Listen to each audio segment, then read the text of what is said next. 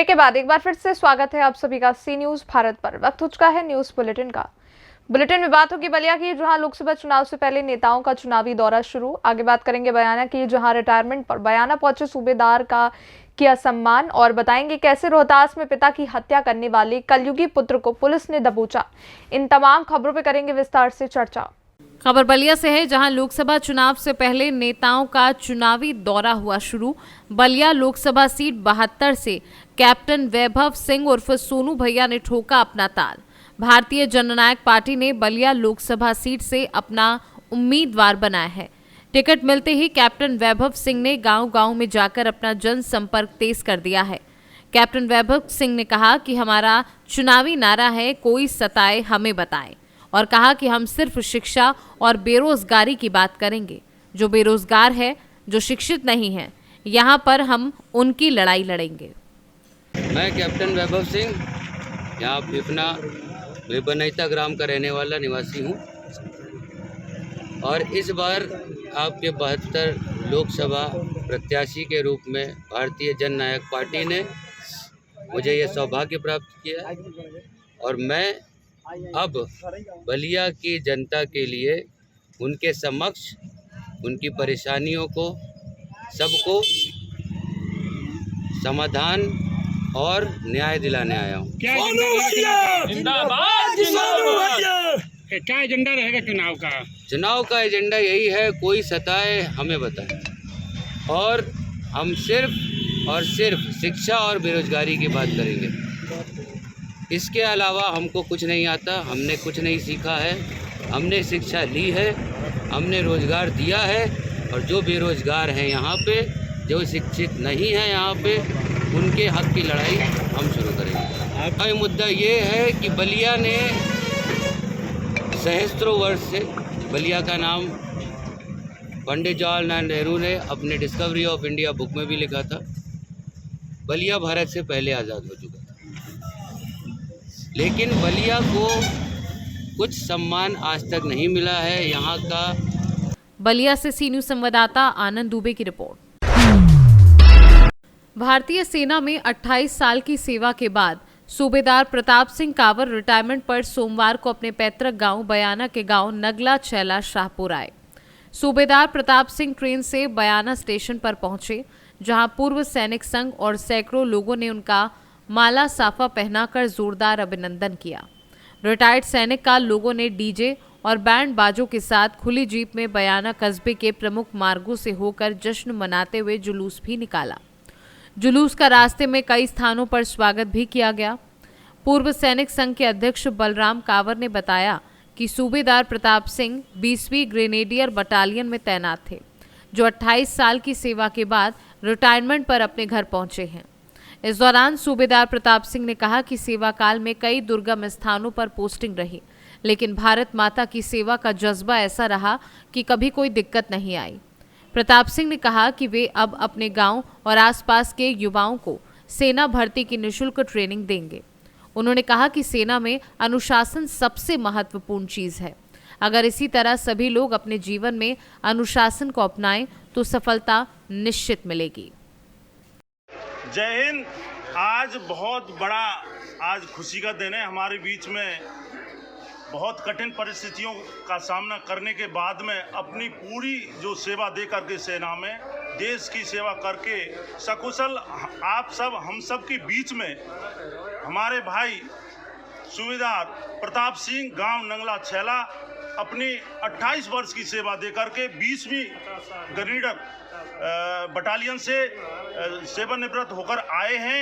हम सब इनके स्वागत के लिए, सम्मान के लिए एकत्रित हुए रेलवे स्टेशन पर।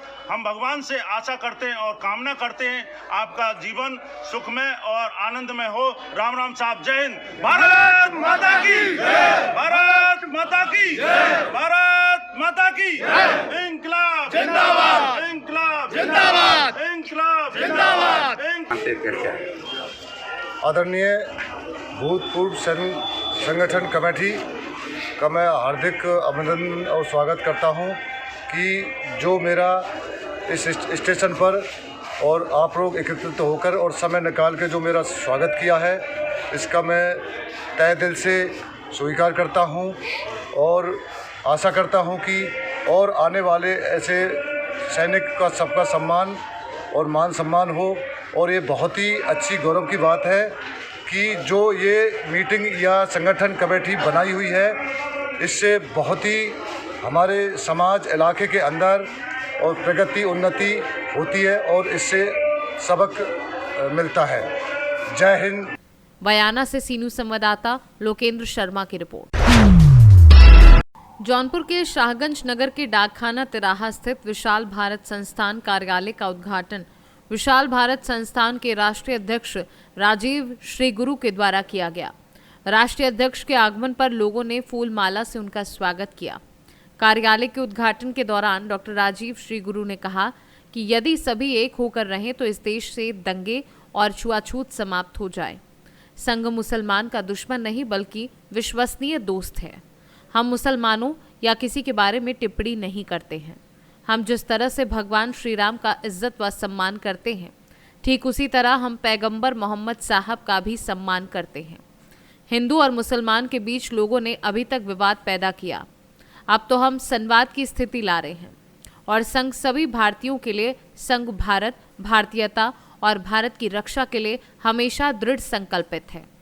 वही हमारी विशाल भारत संस्थान समाज के हर वर्ग, हर समुदाय की मदद के लिए सदैव खड़ा रहेगा। इस कार्यालय को खोलने का हमारा मकसद है कि पीड़ितों की हम मदद कर सकें। विशाल भारत संस्थान का उद्देश्य है भूख से मुक्ति, हिंदू मुसलमानों के बीच समन्वय स्थापित करना, अंतर्राष्ट्रीय स्तर पर शांति और सद्भावना के लिए प्रयास करना, भारतीय संस्कृति के पुनर्जागरण के लिए काम करना। आज जो यहाँ कार्यालय खोला गया है वो सेवा कार्यालय खोला गया है शाहगंज में, जिसके प्रभारी मोहम्मद रेहान हैं। ये कार्यालय इसलिए खोला गया है कि जो पीड़ित हैं उनको हम मदद कर पाएँ, असहाय हैं उनकी हम सेवा कर पाएँ, चाहे वो बच्चे हों, चाहे वो दिव्यांग हों, चाहे वो किन्नर समाज के लोग हों, चाहे वंचित वर्ग के लोग हों, वंचित समुदाय के लोग हों। अगर उनको किसी भी तरह की पीड़ा है, चाहे वो भूख से पीड़ा हो, चाहे उनको किसी भी तरह की सामाजिक समस्या हो, उनको दूर करने के लिए कोई ऐसा कार्यालय होना चाहिए जहां उनकी बात सुनी जाए। अभी तक इस क्षेत्र में ऐसा कोई कार्यालय नहीं था जहां पर लोग अपनी बात जाकर के कह सकें। तो हम सिर्फ समस्याओं पर चर्चा नहीं करेंगे बल्कि उनके साथ संवाद करेंगे, समस्याओं की सूची बनाएंगे, सूची बना के संबंधित अधिकारियों से बात करके उस समस्या को हल कराने का प्रयास करेंगे। आने वाले समय में यहाँ पर एक अनाज बैंक की भी स्थापना की जाएगी और अनाज बैंक के लिए जो भूख से पीड़ित लोग हैं, जिनके पास किसी भी तरह का राशन कार्ड इत्यादि नहीं है, और जो नट हैं, मुसहर हैं, डोम समुदाय के लोग हैं, किन्नर समुदाय के लोग हैं, जिनके पास सरकार की तरफ से कोई व्यवस्था नहीं हो पा रही है, उनकी हम अनाज दे करके भूख से मुक्ति दिलाएंगे, उनके लिए काम करेंगे। ऐसे बच्चे जो वंचित समुदाय के हैं, जो पढ़ नहीं पाते, स्कूल नहीं जा पाते, उनके लिए एक स्कूल की स्थापना करेंगे जो कि स्कूल में जाकर निःशुल्क पढ़ाई कर सके। तो ये इस तरह से विभिन्न सेवा कार्यों का, सेवा प्रकल्पों का एक कार्यालय खोला गया है जहां से हम विभिन्न समस्याओं को एड्रेस कर सके और उनको समाधान कर सके। जौनपुर से सीनू संवाददाता दिवाकर मिश्रा के साथ दीपक सिंह की रिपोर्ट। रांची खूंटी रोड में सुबह के लगभग 10 बजे कस्तूरबा गांधी बालिका आवासीय विद्यालय काला माटी के समीप मालवाहक पिकअप वैन ने एक अन्य मालवाहक टेम्पो को टक्कर मार दी। एक में टेंट के सामान और दूसरे में पशु चारा लदा हुआ था, जिसमें 5 व्यक्ति घायल हुए हैं। घायलों में पिकअप में सवार शिवम कुमार गंभीर रूप से घायल हो गया है, जिसे घटनास्थल से ही बेहतर उपचार के लिए रिम्स भेज दिया गया है। दुर्घटना में घायल गोलू कुमार, दुकन कुमार, राजा कुमार एवं ऑटो चालक खगेंद्र महतो को खूंटी सदर अस्पताल भेजा गया है। रोड के बीचों बीच दोनों गाड़ी की पलटी हुई। घटना कलामाटी कस्तूरबा गांधी बालिका विद्यालय के पास हुई।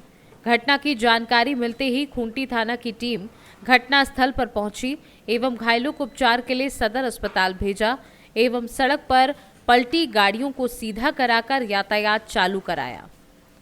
खूंटी से सीनू संवाददाता शाहिद अंसारी की रिपोर्ट। खबर रोहतास जिले के सासाराम अनुमंडल से है, जहां पैसे के खातिर अपने पिता को टांगी से हमला कर हत्या करने वाले कलयुगी पुत्र को पुलिस ने गिरफ्तार कर लिया है। सासाराम अनुमंडल पुलिस पदाधिकारी दिलीप कुमार ने इस मामले का खुलासा करते हुए पूरी जानकारी दी है।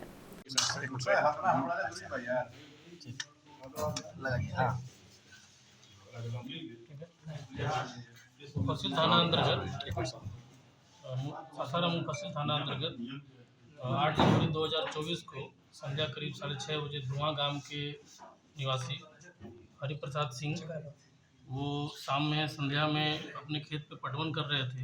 उसी दौरान 6:30 बजे टांगी से मारकर के उनकी हत्या कर दी गई थी। इस संदर्भ में कांड संख्या 824 मुफस्सिल थाना में दर्ज किया गया था हत्या के मामले में और अनुसंधान किया जा रहा था। अनुसंधान के क्रम में ही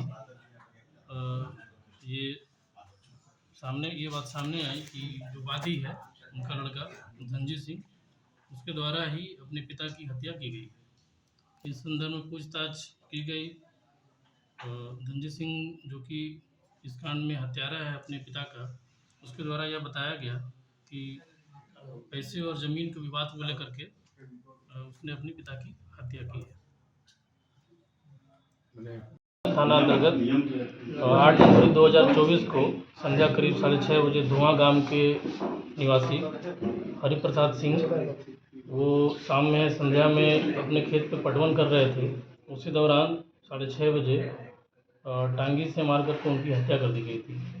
इस संदर्भ में कांड संख्या 824 मुफस्सिल थाना में दर्ज किया गया था हत्या के मामले में और अनुसंधान किया जा रहा था। अनुसंधान के क्रम में ही